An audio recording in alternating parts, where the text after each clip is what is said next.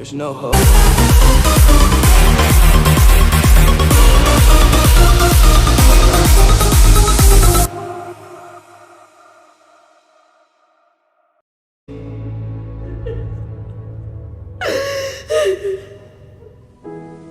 I want you to close your eyes, please.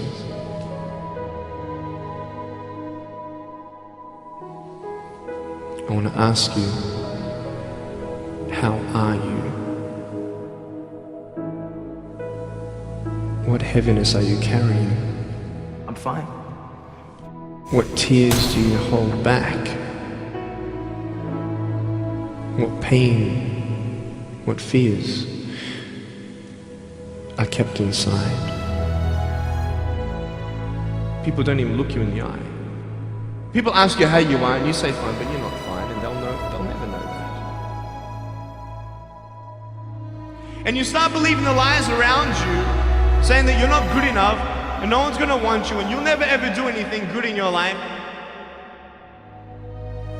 And the fear that we have is that we're gonna be alone. Because if they don't like you, then who will? If they don't accept you, then who will? And I started believing that I was not good enough. I started believing that I was a failure. That I'd never ever be somebody who people would like or people would accept. And these steps take you closer. That voice saying, you're not good enough, you're not good enough, you're not good enough. And all you need is one more step to fall. So you have a choice to know which step you're going to take today. There are some things in life that are out of your control that you can't change and you got to live with. The choice that we have though is either to give up or keep on going. I want to ask you, what are you going to believe? Are you going to believe in yourself? Are you going to believe everybody else's judgment on you? Are you going to believe people when they say that you're a failure? No one really likes you, no one really cares about you.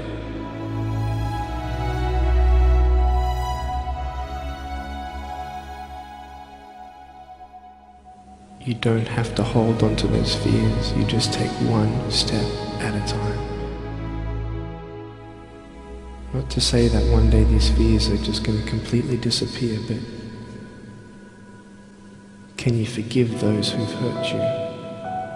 Because that's when healing starts. Every time someone puts you down, will you make a decision to bring somebody else up?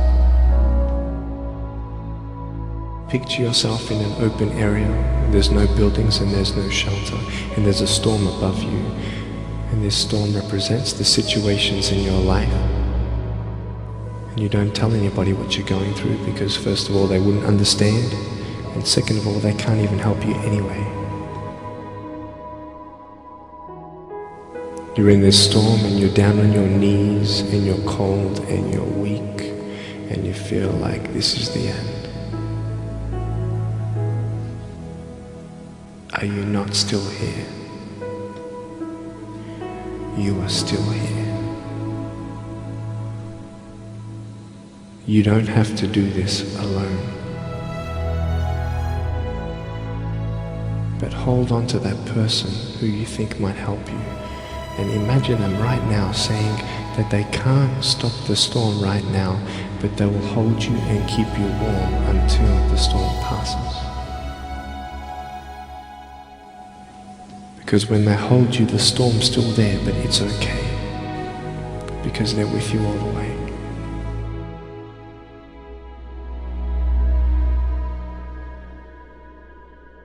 But I tell you, there are some times in life where you fall down and you feel like you don't have the strength to get back up.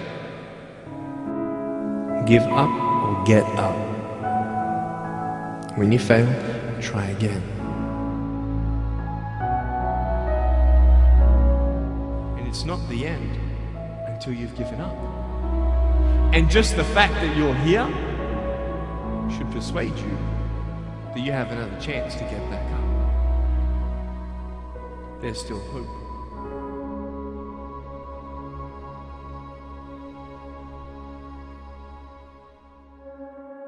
You just want to step out of it, to step out of the whole race, the whole business. The monstrosity of being alive overwhelms you. If you have depression, if you have anxiety, if you have post-traumatic stress disorder, if you have any kind of mental health condition, this is not something to ignore. Depression, frustration, anxiety, pain, disillusion. It's just a natural part of the process of becoming a stronger version of yourself. The thing that keeps one living is a sense of future, that there will be a tomorrow, and tomorrow I've got to do this, and then the day after I've got to do that. Get started. And I'm going to tell you right now, it won't be easy. It will be hard because life is hard. That's what life is. With depression, one of the most important things you could realize is that you're not alone. I've been places and someone has said, well, you lost an arm and a leg, so you had a right to be depressed. And I stopped them. I was like, depression is real. No matter what you're going through right now doesn't mean that it's not going to end. I think too often we think about the stresses that we're dealt with right now, and we think that there's no light at the end of the tunnel. All that you can see is darkness, and everything that you try to do just kicks you right back in the face, and you just can't seem to get yourself out. You don't even have to go through something traumatic. Some are caused by something traumatic. Some can be a chemical imbalance in the brain. There is light at the end of the tunnel. Life is hard. Life is challenging. There are ups and downs. And these challenges that you face, they're going to do their best to take you down. Do not let them. Of course you have to work. Of course you have to show up. Your team needs you. Life needs you. Your family needs you. Life is for the living. Depression is not only normal, it's essential, and be grateful for it because it allows you to reorder yourself at a higher level. I speak what's on my heart.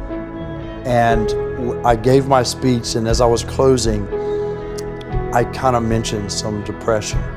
Because I was coming out of the winter months, and it hit me again this past winter, and I went and saw the doctor, and so it was on my mind, and it came up.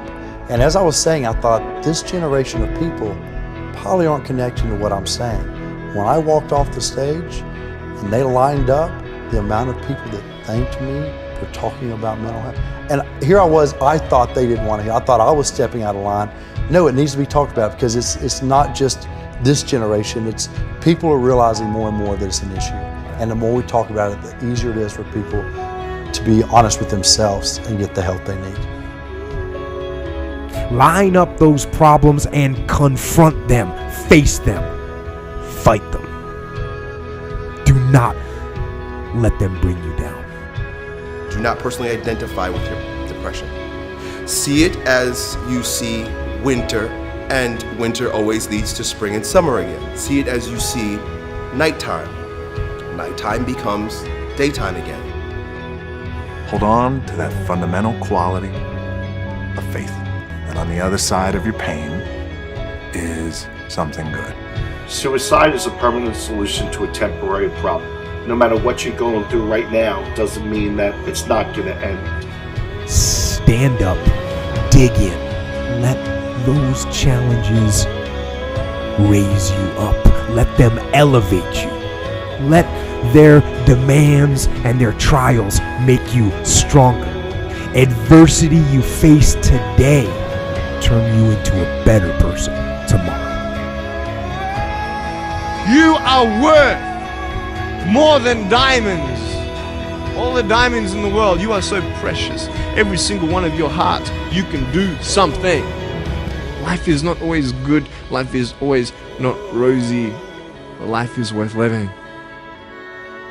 There's one thing that if you did every single day, it would make an extraordinary difference in whatever mental health issue you're struggling with, and that is exercise. And the reason you've got to exercise every day is because what we know about human beings is that when you physically move, your physiology changes, and that changes your brain. Take the time to rest. Because just what if that resting is the key to world-class producing? Get outside and exercise every single day as if your life depends upon it, because you know what? It does. Your brain needs it, your body needs it, your mental health needs it. And I feel like if you had heart problems and saw a cardiologist, well, everyone would be concerned about you, would know you're doing better, and it would be open and honest with the crew. But the most complicated organ in your body, if you have a problem with this, suddenly we don't want to talk about that? No, and you can get over it. And that's what people need to realize. You can be cured. You can get past it. I assure you, the clouds will lift. Right, there is sunlight above the clouds. You're just looking at the clouds right now. And they will lift, and crisis has come to teach you the big lesson you're meant to learn to move to your next level in the next chapter of your greatest life. This depression will pass. It will go away, and something much better will take its place. But for right now, all that you really need to know is that you have to make it through. Getting your heart rate up, getting outside, breathing, feeling connected, getting out of your house, which may make you feel depressed and trapped. The man I am with you right now as I speak with as much authenticity as I know how to share is the result of my times in the valley of darkness. Doing that every day, that physical push. You don't have to run. You don't have to go to an aerobics class. Get outside with your dog in the woods. Walk with a good friend for 2 or 3 miles. Doing that every single day not only moves your body, which changes your mind, it gets you out of your physical environment, which is one of the things that people with depression tend to have a hard time doing. And it also creates a bit of momentum and a bit of a routine in your life. Every time I experience a bout of depression, I come out on the other end a different person, doing different things. But it's because I'm aware of what's happening and I'm aware. I want to see the opportunities as they present themselves to me instead of falling into the depths of a spiral down depression because I'm personally identified with what is happening when I'm upset. And your schedule is not full and you actually feel like you're wasting your life because you're not this epic producer. What if those times were actually a different form of productivity? What if those times were actually being productive in a different way, where you're actually producing not in the world, but producing within yourself, producing strength, producing new insights, producing new ideas, producing new capabilities, producing new energies, producing new emotions, shifting from fear to love, because when you go through difficult times, what do you really do if you feel your fear and your pain? You release it. It's out of your system, and you grow in love and bravery and strength. What does that do to your craft? What does that do to your power? What does that do to your bravery? What does that do to the light that you bring into the world? You become this incredible force that is undefeatable. I suggest to you that if you are facing a challenge, don't stop. Stay busy. Work your plan. Continue to do those things that you know that work for you after you have evaluated yourself in the situation. Continue to move. Stay busy, stay busy, stay busy. You are part of a larger cosmos, whether you know it or not.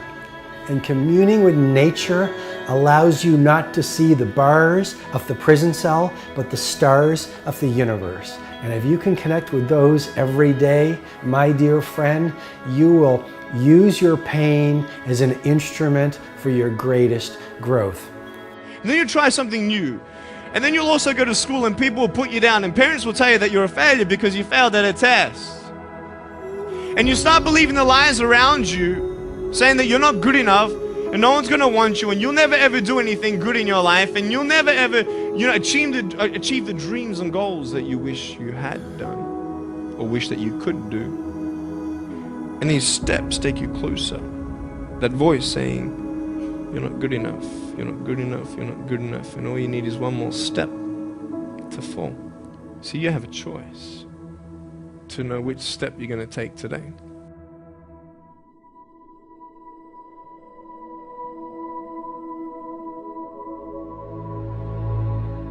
What will sometimes haunt my dreams still is just like a general feeling of morose anxiety.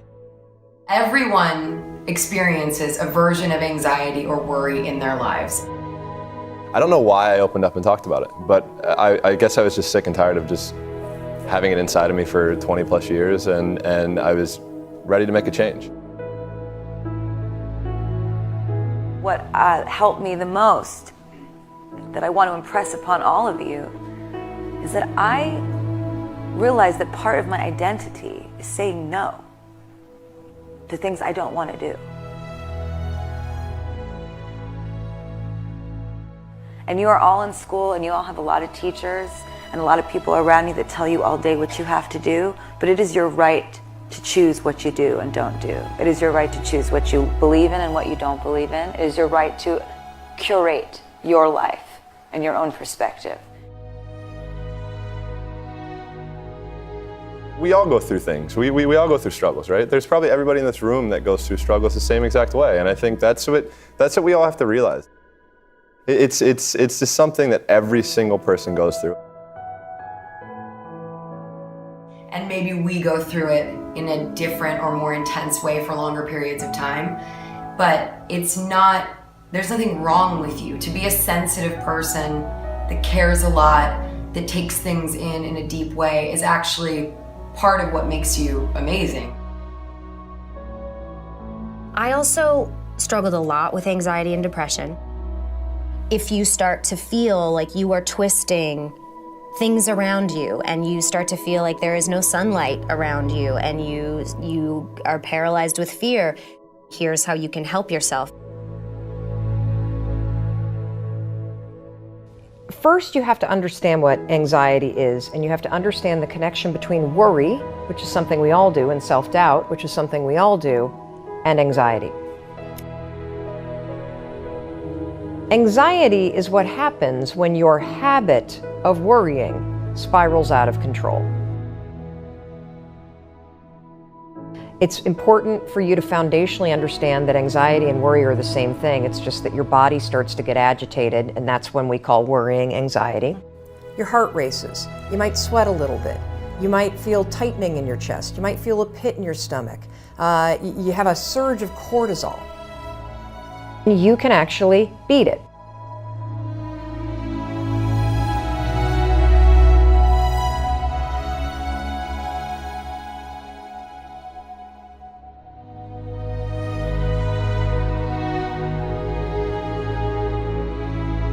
This is how you're going to do it. So all day long, you're going to have moments where your thoughts drift. Like you'll just be hanging out with your friends, and then suddenly you're like, I'm not sure that person likes me anymore.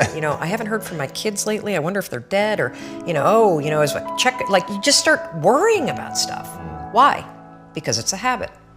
Because when you're not paying attention, your brain shifts from you being a decision maker and paying attention to you just kind of spinning things on autopilot, and one of your habits is worrying. The second you wake up and you notice, holy cow, I'm talking some negative garbage to myself right now. 5, 4, 3, 2, 1. You've just shifted the part of the brain.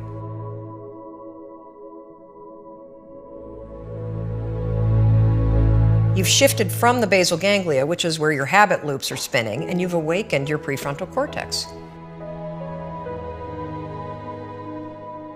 You've also interrupted that pattern. Now what you're going to do, because your mind is actually ready to receive a different thought because of the counting, now you can put in an anchor thought. Like if you have a mantra, if you've got a vision about the way that your business is going to turn out in 5 years, if you just have a thought that makes you really happy and proud, insert that. Now, why does this work? It works because of the counting. And I'm not kidding. We know, based on research, that positive thinking alone, not effective. In some instances, trying to force yourself to think positive can actually make the worries worse. Why? Well, the reason why is because it's really hard to just change the channel. What we have to do first is basically interrupt it and turn off the TV, and then turn it back on with the prefrontal cortex awakened. So the counting is essential. And so you can start using this today.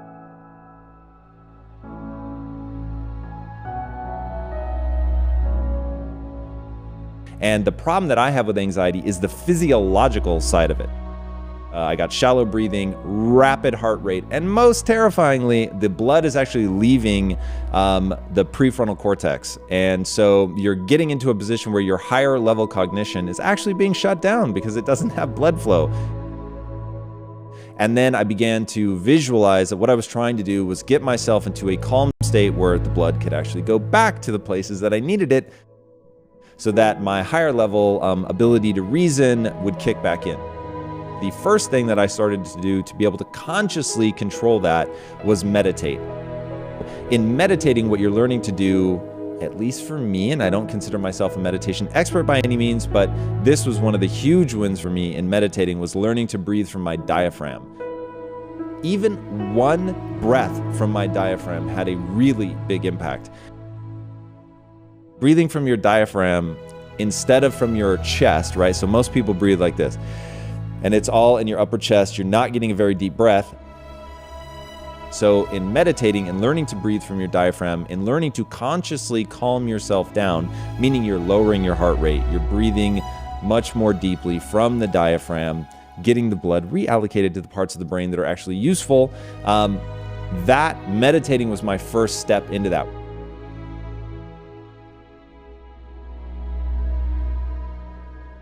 When there are really hard times, there are so many tools that you can use to help yourself in those times, and it does get better and easier as life goes on and you start to get to know yourself more and what will trigger certain instances of anxiety and where you feel comfortable and safe. So I would just say, don't ever feel like you're a weirdo for it, because we're all weirdos.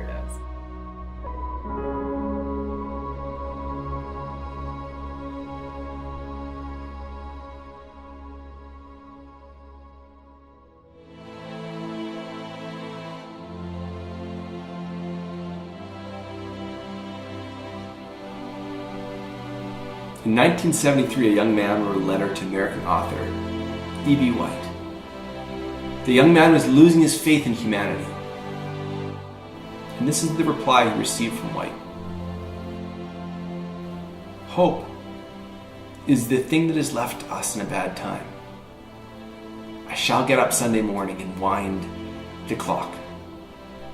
E.B. White wrote those beautiful words in response to fears surrounding our future. As long as there is hope, get up and wind the clock. At times it doesn't matter the view, does it? You may be looking in the mirror at your own life. You may be looking out the window at what's happening around you. The future becomes bleak, days full of fear.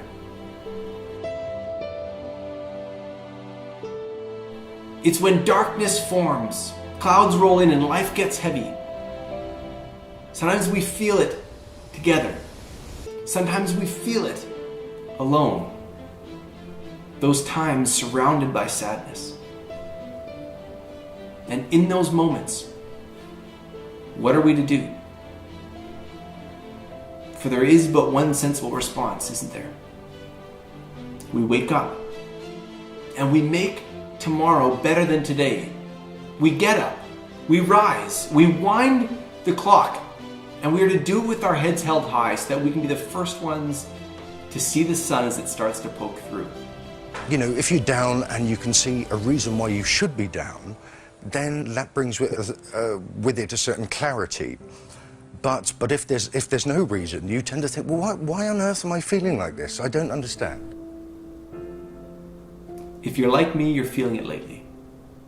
We're in a moment when the clouds have covered some of the light.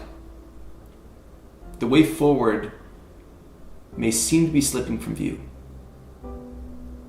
The path of progress, which has been so hardly fought for, can feel like it's fading. Perhaps it was the path you were declaring for yourself, and now it's changing. It's shifting. Gone. And hope is the thing that has left us in a bad time. But hope is not the final fragile string. Hope is the start. Hope has a strength. It means something new is coming. Because it always does. Clouds break. The sun shines. In fact, it's never stopped. So in E.B. White's words, hang on to your hat. Hang on to your hope. And wind the clock, for tomorrow is another day.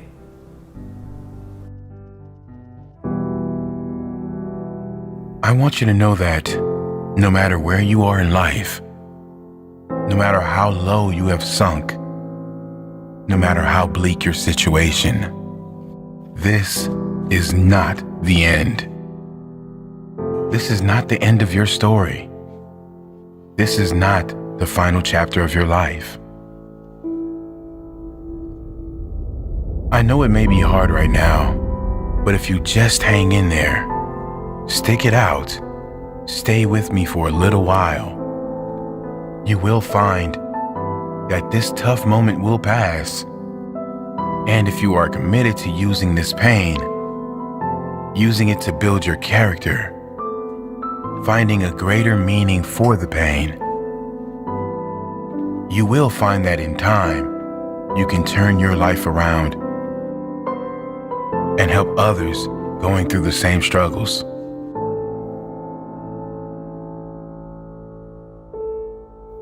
The world right now is in the middle of a mental health crisis. It's estimated almost half the population suffers from depression at some stage throughout their life.